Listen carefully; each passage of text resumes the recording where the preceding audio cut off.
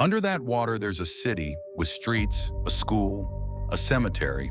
The federal government flooded everything in 1942 and told the residents it was necessary.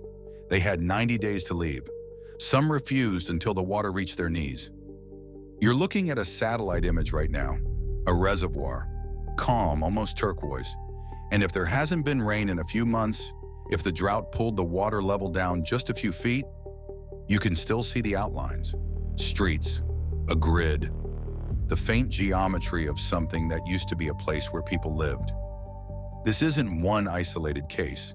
It's not a curiosity. There's a pattern here, and once you see it, you can't unsee it. The United States has, at various points in its history, decided that certain places needed to stop existing, not metaphorically, not through neglect. Literally, dismantled, flooded, bombed, burned, or simply removed from every official map that followed. Some of those decisions were framed as progress. Some were labeled national security. Some were called economic necessity. And a few, the ones we're going to get to, weren't called anything at all because the goal was to make sure there was nothing left to explain. This is a video about cities that were killed and about what it means that most people have never heard of them. Number 1, Loyston, Tennessee, the town that taught itself to drown.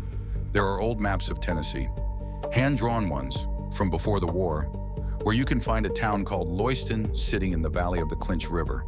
It had a post office, a church, families who had been there for 4 generations. It was by every reasonable measure a real place. And then Roosevelt's Tennessee Valley Authority came through. The TVA was one of the New Deal's most ambitious projects, a federal program to bring electricity, flood control, and economic development to one of the poorest regions in America. The idea was good. The execution required flooding entire valleys, and the valleys had people in them. Loyston's residents were told they had to leave. The government would compensate them something for their land. They had a fixed window of time, and when that window closed, the water was coming whether they were ready or not. Some families dismantled their own homes brick by brick, hauling timber and stone to higher ground. Others packed what they could carry.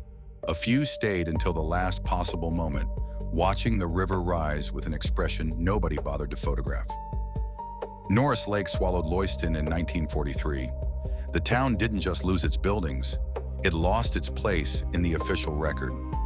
On maps made after the dam was completed, the valley simply didn't exist. No footnote, no marker, just water and a shoreline. In drought years, when the lake level drops, local divers have found foundations, road surfaces, the occasional artifact. The town is still there, technically. It just requires a wetsuit to visit. There are dozens of towns like Loyston across the American South and Midwest. Most people drive over their reservoirs without thinking twice, but Loyston at least had the dignity of a reason. What comes next is harder to explain. Number 2, Kennecott, Alaska, the town nobody was allowed to forget. Some towns don't get demolished, they get frozen. Kennecott was a copper mining town in the Wrangell Mountains of Alaska, built in 1903 when prospectors discovered one of the richest copper deposits ever found in North America. At its peak, the mines were pulling out millions of pounds of copper a year. The town had a hospital, a general store, a tennis court. It was a functioning society built entirely in service of extraction. And then, in 1938, the copper ran out. Not slowly, not gradually. The Kennecott Copper Corporation simply calculated that the remaining ore wasn't worth the cost of extraction, and within days, the company announced it was shutting everything down. Workers were given almost no notice. They left so fast that dishes were left on tables in the mess hall. Files sat open on desks in the administrative office. The general store still had inventory on the shelves. The town didn't burn, it didn't flood, it just stopped. And for decades, access was restricted. The remote location helped. It's only reachable by a single road that follows an old rail line. But there were also deliberate decisions to limit documentation of what had been left behind. A company town that had generated enormous wealth was allowed to sit in near-perfect suspension, visible to almost no one. The National Park Service eventually took it over.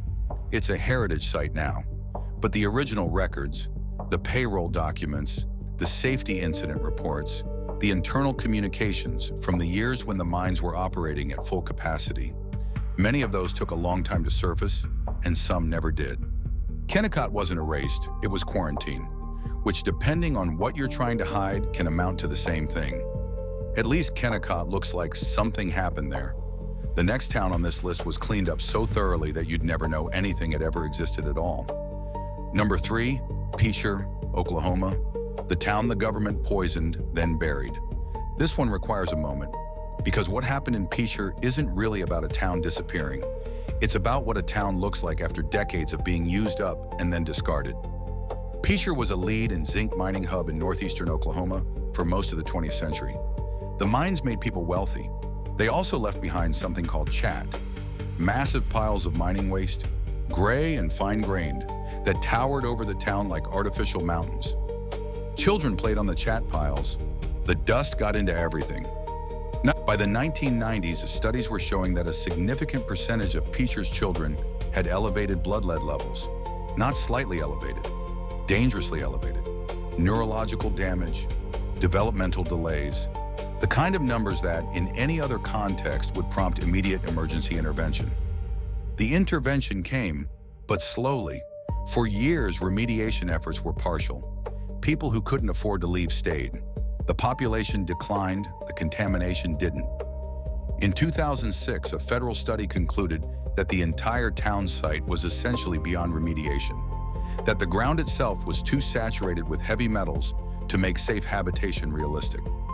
The government began a buyout program, purchasing properties and relocating residents. By 2009, Peacher was officially dissolved as a municipality. Then they demolished almost everything. The buildings came down, the infrastructure was removed.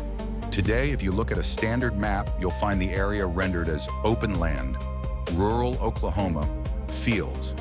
There are still chat piles there. The contamination is still in the soil, but the town, the name, the streets, the designation of inhabited place, is gone from the official record. What was left behind is classified as uninhabitable in federal environmental documents. On the map, it simply doesn't exist. Peacher was destroyed by what it produced. The next entries were destroyed deliberately by the government itself, and some of the places being destroyed were never meant to exist in the first place. Number 4, the Nevada test sites. Cities built to be destroyed. Here's something that doesn't get talked about enough. The United States government, during the 1950s and early 1960s, constructed entire towns in the Nevada desert for the sole purpose of destroying them. Not metaphorical towns, real structures, houses with furniture, stations wagons parked in driveways, mannequins dressed in period clothing positioned at dinner tables, in living rooms, in basements. These were called doom towns in the press, which is about as honest a name as the government has ever accidentally given anything. The purpose was scientific. The Atomic Energy Commission needed to understand what nuclear weapons actually did to civilian infrastructure, how blast waves moved through residential neighborhoods, which construction materials offered any meaningful protection, what happened to vehicles, to food stocks, to ordinary objects at varying distances from detonation. So they built the towns. They gave them internal designations. They placed cameras everywhere. And then they detonated nuclear devices above them and studied the footage frame by frame. The internal documents from these tests were classified for years. The locations were not on any public map.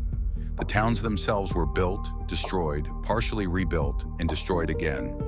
An iterative process of simulated annihilation that ran quietly for over a decade while the American public was told that nuclear testing was happening in the desert, with minimal detail beyond that. Some of the footage has been declassified. You can find it now.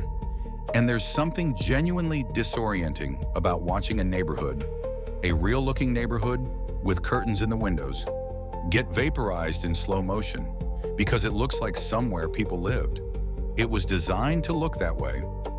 That was the point. These towns never had residents. They had no histories, no families, no generations of occupation. But they were places in a meaningful sense, and they were erased systematically, repeatedly, as a form of research. without ever appearing on any map that would tell you they'd existed. Everything so far has been, in some sense, erasure with a rationale. Infrastructure, contamination, science. What comes next has no rationale that holds up to examination. What comes next is just what happens when a society decides that certain people and the places they built don't deserve to be remembered. Number 5, Greenwood, Tulsa, the wealthiest black neighborhood in America. Then the fire. Greenwood was real. That's the thing that needs to be said first, because the story that follows can sound almost too extreme to be literal. It was real. It happened. By 1921, the Greenwood District of Tulsa, Oklahoma, was known as Black Wall Street, a designation earned by the density of black-owned businesses, banks, hotels, law offices, and medical practices concentrated in a roughly 35-block area. It was the product of decades of deliberate community building, driven by the specific conditions of Oklahoma's early statehood period and the entrepreneurial culture of a community that had, against enormous structural odds, built something genuinely prosperous.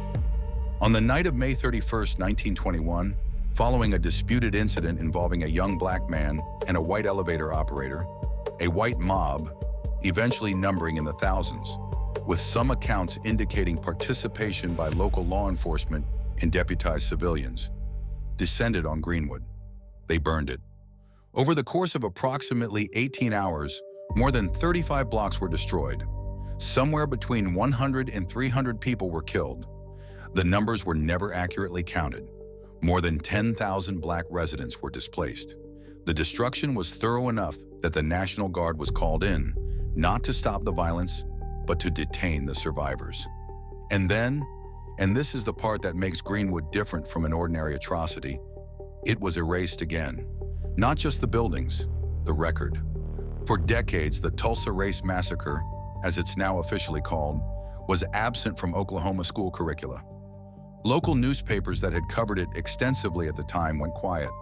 Official documents went missing or were destroyed.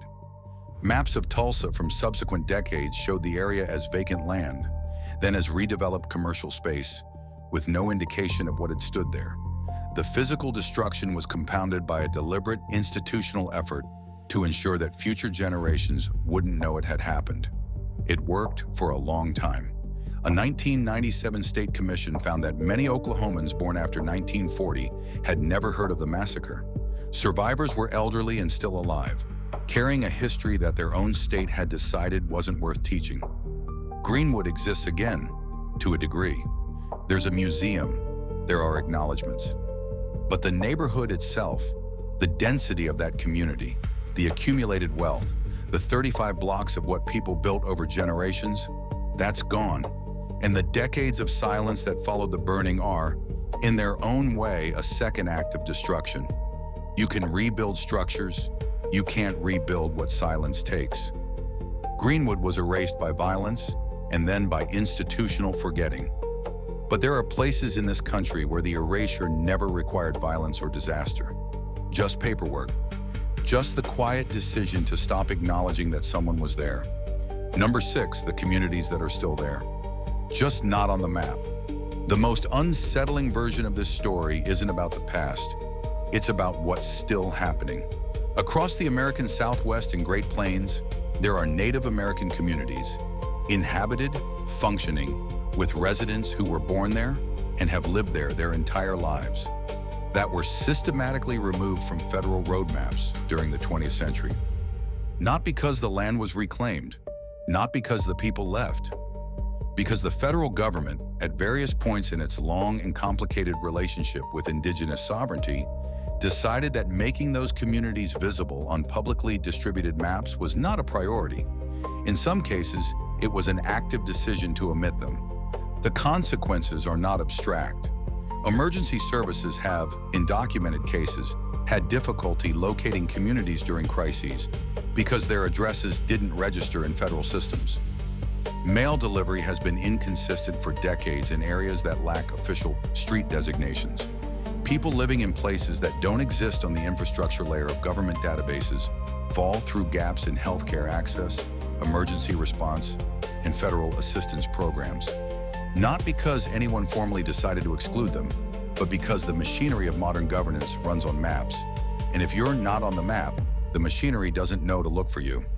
There's a phrase that gets used in conversations about this: invisible geography.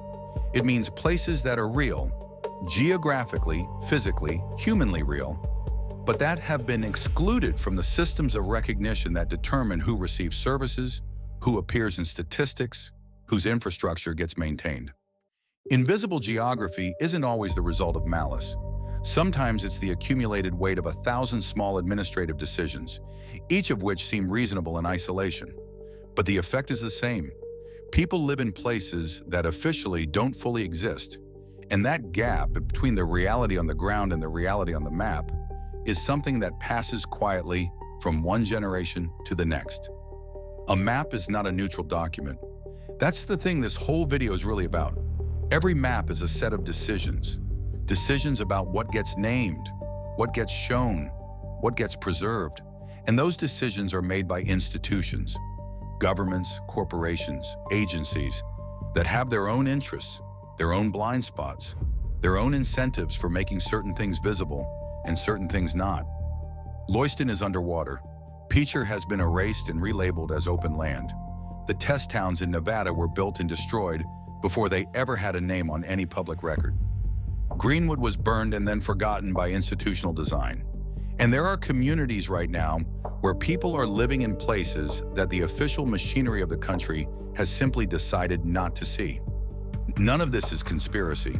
It doesn't require a single central plan or a room where shadowy figures decide what gets erased. It just requires something more ordinary and in some ways more troubling: the accumulated power of institutions to decide what matters enough to record.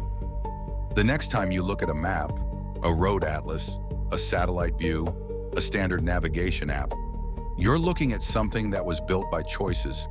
And somewhere just off the edge of what you can see, there are the things that didn't make the cut. Places that existed, people who built something, communities that were there and then weren't, because someone with more power than them decided that the space they occupied was needed for something else. You won't find them on the map, but that's sort of the point.